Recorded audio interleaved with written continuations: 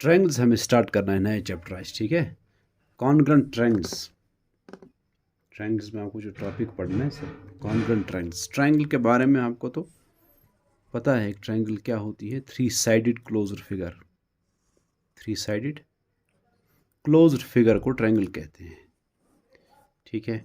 उसके तीन वर्टिसेस होते हैं, जैसे ए बी सी, इसके तीन वर्टिसेस है, उसके तीन साइड्स होते हैं। ये सब आपको मालूम है ट्रायंगल के बारे में। आपको ये पढ़ना है कि दो ट्रायंगल्स कब कॉन्ग्रुएंट होती है। कॉन्ग्रुएंट का मतलब बिल्कुल एक जैसा, उनकी शेप साइज सब कुछ एक जैसा, उनके सारे कॉरस्पॉन्डिंग पार्ट्स इक्वल, ठीक है। कि ये यहाँ इसका नाम डी ई डी एफ दूसरे ट्रायंगल का देंगे। ए बी डी ई के बराबर, ए सी डी एफ के बराबर, बी सी ई एफ के बराबर, और सारे कॉरस्पॉन्डिंग एंगल्स, ये ए डी के बराबर, ये बी इसके बराबर, और ये सी और ये बराबर, ये सारे छः के छः कॉरस्पॉन्डिंग पार्ट्स अगर इक्वल है तो ट्रायंगल्स कॉन्ग्रुएंट होती है। ट्रायंगल्स क्या होती है? कॉन्ग्रुएंट होती है ट्रायंगल्स। इसके लिए कुछ रूल्स है तो छः के छः पार्ट्स होने चाहिए इक्वल, एक कॉरस्पॉन्डिंग साइड्स भी इक्वल होने चाहिए और कॉरस्पॉन्डिंग एंगल्स भी इक्वल होने चाहिए, तब ट्रायंगल्स होती है कॉन्ग्रुएंट। लेकिन इसके लिए कुछ रूल्स है। अगर तीन तीन पार्ट्स ही इक्वल है तो हम कह सकते हैं बाकी पार्ट्स भी इक्वल है। बाकी पार्ट्स इक्वल का मतलब कि दोनों ट्रायंगल्स पर कॉन्ग्रुएंट है, ठीक है। उनमें सबसे पहला रूल जो है वो है SAS axiom, SAS axiom, side angle side. क्या मतलब है? नाम से ही पता चलता है कि अगर एक ट्रायंगल में दो साइड्स इक्वल है, दो कॉरस्पॉन्डिंग साइड्स इक्वल है, ये दो ट्रायंगल्स है ABC, एक है PQR ट्रायंगल्स है। इनमें से अगर AB और PQ इक्वल है, देखो इन साइड्स की पोजीशन बता रही है, ये कॉरस्पॉन्डिंग साइड्स है, ठीक है ना। जिस पोजीशन पर AB है यहाँ ABC में, उसी पोजीशन पर PQR में PQ है। ऐसे ही AC का कॉरस्पॉन्डिंग वो PR है, ठीक है। और इनका इंक्लूडेड एंगल, इन दो साइड्स के बीच में यहाँ जो वर्टेक्स कॉमन है A, उधर जो एंगल बन रहा है, और यहाँ इन दो साइड्स का, जो दो साइड्स इन दो साइड्स के इक्वल है, इनके बीच में ये जो P वर्टेक्स पे एंगल बन रहा है, ये अगर वो भी इक्वल है तो हम फिर कहते हैं ये दो ट्रायंगल्स कॉन्ग्रुएंट हैं। हम ऐसे लिखेंगे कि ट्रायंगल ABC इज कॉन्ग्रुएंट, ऐसे लिखा जाता है, इक्वलिटी साइन उसके बाद ये is congruent to triangle PQR। ये दो कॉन्ग्रुएंट है। क्यों? सिर्फ इतना ही इक्वल होने से भी बाकी पार्ट्स खुद ही इक्वल हो जाएंगे। जब बाकी पार्ट्स खुद ही इक्वल हो गए तो ये ट्रायंगल्स कॉन्ग्रुएंट हो गए। हम इसलिए डायरेक्टली लिखते हैं, जहां भी हमने देखा दो ट्रायंगल्स में कि ऐसा है। अच्छा, अब सिर्फ इतना नहीं है, ये सिर्फ इतना नहीं कि ये साइड और ये साइड इक्वल हो। कभी कभी AB PQ के बराबर है, फिर AC PR इक्वल नहीं है, BC और QR इक्वल है, और ये B और Q इक्वल है। उस वक्त भी हम कहेंगे कि ये दो साइड्स और ये दो साइड्स इक्वल है, इनका इंक्लूडेड एंगल इक्वल है, इसलिए बाय SAS ये दो ट्रायंगल्स भी सिमिलर है। आप समझ गए? यानी इन दो ट्रायंगल्स में हम ये लिखेंगे, अगर पहली सिचुएशन है कि ये दो साइड्स और ये दो साइड्स इक्वल है, यानी AB का कॉरस्पॉन्डिंग PQ इक्वल है, AC का कॉरस्पॉन्डिंग यहाँ PR वो इक्वल है, और इनका ये जो एंगल है ये और ये इक्वल है, हम ऐसे लिखेंगे कि AB और PQ इक्वल है, और AC और PR इक्वल है, और एंगल A और एंगल P इक्वल है। तो ये जब भी होगा तब ये ट्रायंगल्स ABC और जो ट्रायंगल PQR, ये दोनों कॉन्ग्रुएंट होंगी, ये एक ही जैसे होंगी। बाकी जो पार्ट्स अब इनके रह गए, अब जो उनके बाकी पार्ट्स रह गए, एंगल B और एंगल Q, वो भी अब इक्वल होगा, इसलिए कि ट्रायंगल्स कॉन्ग्रुएंट होगी। जब भी ट्रायंगल्स किसी भी रूल से कॉन्ग्रुएंट हो जाती है, बाकी कॉरस्पॉन्डिंग पार्ट्स इक्वल हो जाते हैं। यानी एंगल B यहाँ इसका एक पार्ट है, इसका कॉरस्पॉन्डिंग यहाँ एंगल Q है, ठीक है। ये B और Q भी इक्वल होगा। एंगल C इसका एक पार्ट है, उस एंगल C का यहाँ एंगल R कॉरस्पॉन्डिंग है, ये C और ये R भी इक्वल होगा, और BC और QR भी इक्वल होगा, BC और QR भी अब इक्वल होगा, इसलिए कि ट्रायंगल्स कॉन्ग्रुएंट होगी।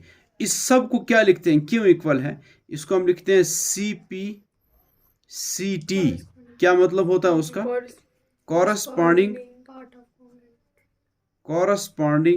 Parts of congruent triangles. ये कॉरस्पॉन्डिंग पार्ट्स है कॉन्ग्रुएंट ट्रायंगल्स के, जो बाकी रह गया, जिन तीन को आपने दिखाया उनके बगैर जो बाकी रह गए वो भी खुद ही बराबर हो जाते हैं, इसलिए कि ट्रायंगल्स कॉन्ग्रुएंट हो जाए। कॉन्ग्रुएंट ट्रायंगल्स का मतलब है बिल्कुल एक जैसा, ठीक है। ये जो रूल है SAS, साइड एंगल साइड कहते हैं इसको, ये एक्शियम है। एक्शियम का मतलब ये होता है, ये है एक रिजल्ट, लेकिन इसको प्रूव नहीं कर सकते। ऐसा ही होता है जैसे थ्योरम होती है उसको प्रूव किया जाता है, इसको प्रूव नहीं किया जाता। ये एक रिजल्ट है, ये है हकीकत है, ठीक है। ये जहां भी आप देखोगे वहां फिर ट्रायंगल्स कॉन्ग्रुएंट होती है। इस पर हम कुछ एग्जांपल्स कर सकते हैं। क्या है एग्जांपल कि इन फिग 6.8 OA और OB इक्वल है, OD OC इक्वल है। Show that triangle AOD is congruent to triangle BOC, पहला पार्ट है। दूसरा पार्ट है AD is parallel to BC।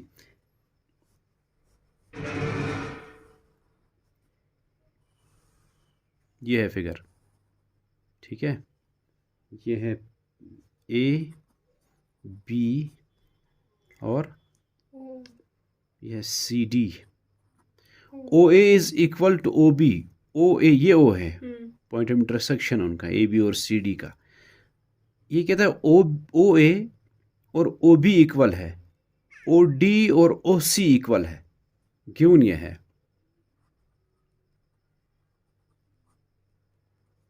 कि OA और OB इक्वल, OC और OD इक्वल है। आपको क्या प्रूव करना है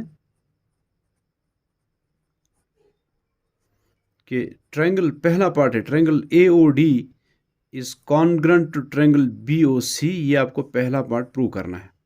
ये दो ट्रायंगल जो बन रही है, पॉइंट ऑफ इंटरसेक्शन O है, ठीक है ना। ऊपर ट्रायंगल बन रही है BOC, ये जो ट्रायंगल बन रही है, नीचे बन रही है ट्रायंगल AOD। इन दो ट्रायंगल्स को दिखाना है ये कॉन्ग्रुएंट है। देखो असल में AB और CD जो है, AB और CD जो है ना, ये इंटरसेक्ट कर रही है O पर। जब भी ऐसा होता है दो लाइंस इंटरसेक्ट करे तो ये एंगल और ये एंगल क्या होता है, ये इक्वल होता है। इनको वर्टिकली अपोजिट एंगल्स कहते हैं। ये नहीं पढ़ा है आपने कि जब भी दो लाइंस ऐसे इंटरसेक्ट करे ये और ये बराबर होता है, ऐसे ये और ये एंगल बराबर होता है, इनको वर्टिकली अपोजिट एंगल्स कहते हैं। तो आपको ये एंगल बराबर होगा, आप लिखेंगे ऐसे, in triangle BOC and triangle AOD, इन दो ट्रायंगल्स में एंगल BOC, ये जो एंगल इधर से बन रहा है उसको नाम BOC देंगे ना, is equal to angle AOD। वो और ये एंगल बराबर है ना, इसका नाम क्या है, इसका नाम AOD आएगा ना, एंगल का नाम ऐसे देते हैं ना। तो BOC AOD इक्वल है। उसके बाद देखो इस ट्रायंगल में BOC में OC और AOD में OD, ये कॉरस्पॉन्डिंग साइड्स है। ये क्यों कॉरस्पॉन्डिंग है, क्योंकि देखो ये जो ट्रायंगल अगर इसको टर्न करेंगे ना BOC को, ऐसे इसको लिखेंगे हम ऐसे, इसको भी जिस तरह OAD ट्रायंगल है वैसे उसको भी अगर हम रखेंगे ना इस ट्रायंगल को, कि इसको टर्न करके ऐसे रखे, ऐसे BOC, आप समझ गए ना। फिर OD और OC इक्वल आएगा ना। फिर OD और OC कॉरस्पॉन्डिंग आपको लग रहे हैं कॉरस्पॉन्डिंग, क्योंकि पोजीशन बता रही है उनको, ये भी इस साइड में भी इस साइड में है, ठीक है। इसलिए OD और OC कॉरस्पॉन्डिंग है। लेकिन यहाँ जो ट्रायंगल है ना ये ऐसे हैं, ठीक है ना, ये नीचे ऐसे हैं और वो ऊपर से, अगर इसको मैं टर्न करके ऐसे रखूं तो आपको नजर आएगा वाकई OD और OC कॉरस्पॉन्डिंग है, और वो वहीं से गिवन है कि वो इक्वल है उस ट्रायंगल का OBC। अब वो OC उस ट्रायंगल का साइड है ना, OBC का साइड OC और OAD का साइड OD, वो इक्वल है। क्यों इक्वल है, इसको आप रीजन देंगे वर्टिकली अपोजिट एंगल्स, जो एंगल्स दो इक्वल है, इसको रीजन देंगे ये गिवन है। और फिर OB और OAB इक्वल है, देखो ओ ए अगर मैं इसको टर्न करके लिख रहा हूँ, ओ बी ओ ए कॉरस्पॉन्डिंग है ना, समझ गए आप? ओ बी और ओ और वो गिवन वो इक्वल है, वहीं से दिया हुआ है कि ओ ए और ओ बी भी इक्वल है। हम कहेंगे वो तो कॉरस्पॉन्डिंग साइड्स है और इक्वल भी है। अब ये देखो आप, इन दो ट्रायंगल्स में क्या हुआ, दो दो कॉरस्पॉन्डिंग साइड्स इक्वल है और उनका इंक्लूड एंगल इक्वल है। ये दो दो साइड्स, ये ओ सी ओ बी, इसका ओ ए ओ डी इक्वल है और इनका उनके बीच में जो एंगल बन रहे हैं वो इक्वल है, वो दो एंगल्स बन रहे हैं वो इक्वल है। तो अभी जो हमने पढ़ा bye S A S rule, ये कॉन्ग्रुएंट हो गए कि हमने अभी पढ़ा ना कि ये तीन तीन पार्ट्स भी अगर इक्वल है, दो दो साइड्स और उनका इंक्लूड एंगल अगर इक्वल है, तो वह हम लिख सकते हैं कि triangle B O C is congruent to triangle A O D. किस रूल से? By S A S, side angle side axiom से ये इक्वल है, ये कॉन्ग्रुएंट है ट्रायंगल्स। ये एक पार्ट प्रूव करना था। दूसरा पार्ट ये प्रूव करना है कि आप बताओ A D B C parallel है, ए डी और बी सी पैरेलल है। अब देखो दूसरा पार्ट जो हमें प्रूव करना है कि prove that A D is parallel to B C. मुझे बताओ आप, जब ये ट्रायंगल्स तो कॉन्ग्रुएंट होगी by C P C T, ये जो एंगल यहां बन रहा है ये किसके बराबर होगा? इसका कॉरस्पॉन्डिंग कौन होगा? ये अब ये फिर देखो आप, मैंने ऐसे टर्न करके एंगल ट्रायंगल को बनाया है, एंगल बी का कॉरस्पॉन्डिंग एंगल ए है ना, तो इसका मतलब इस बी का कॉरस्पॉन्डिंग ए, ये दो इक्वल होंगे। क्यों इक्वल होंगे? इसलिए कि ट्रायंगल्स कॉन्ग्रुएंट है। जब ट्रायंगल्स कॉन्ग्रुएंट होती है तो by C P C T corresponding parts तो इक्वल हो जाता है ना। हम लिख सकते हैं कि सिंस, इसके बाद हम लिखेंगे कि ट्रायंगल्स तो कॉन्ग्रुएंट है, इसलिए angle O B C is equal to, इस ट्रायंगल का ओ बी सी है ना इस एंगल का नाम, इस ट्रायंगल में जो ये एंगल है ओ बी सी, वो बराबर है इस ट्रायंगल के इस एंगल को ओ ए डी को,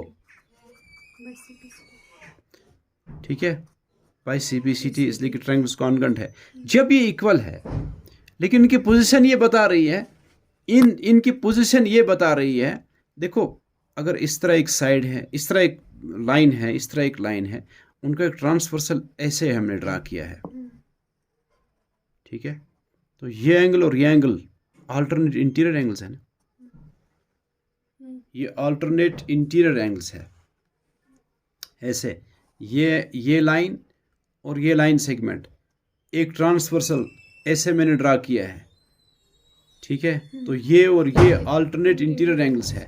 ये अल्टरनेट इंटीरियर एंगल्स तभी इक्वल होते हैं जब लाइंस, ये लाइंस पैरेलल होते हैं, जिनका ट्रांसवर्सल है, जिन लाइंस का, वो दो लाइंस आपस में पैरेलल होती है। अब देखो यहाँ भी ऐसा हुआ है कि बी सी और ए डी लाइन सेगमेंट्स है और ए बी उनका ट्रांसवर्सल है और ये एंगल इक्वल है। हम लिखेंगे but these are alternate interior angles. ये तो अल्टरनेट इंटीरियर एंगल्स है, जैसे यहाँ हम देख रहे हैं। ये बराबर तभी होते हैं जब लाइंस क्या होती है, ये बराबर तभी होते हैं जब लाइंस पैरेलल होते हैं, but these are alternate interior angles, ठीक। ये बराबर है तब जरूरी है कि ए डी और बी सी पैरेलल होगा, ठीक है। ये एंगल्स कैसे बराबर है? जब ये और ये हमने दिखाई कॉन्ग्रुएंट है, by C P C T ये एंगल इक्वल आया। और फिर हमने कहा कि अगर हम अलग से इसको देखें ना कि बी सी और ए डी दो लाइन सेगमेंट्स और ए बी उनका एक ट्रांसवर्सल और ये एंगल अल्टरनेट इंटीरियर एंगल्स है, ये इक्वल आ रहे हैं। ये इक्वल तभी आते हैं जब ये दो लाइन सेगमेंट्स पैरेलल होंगे, जिनका ये ट्रांसवर्सल है ना इन दो सेगमेंट्स का, वो आपस में पैरेलल होते हैं। तो प्रूव हुआ ये पैरेलल है।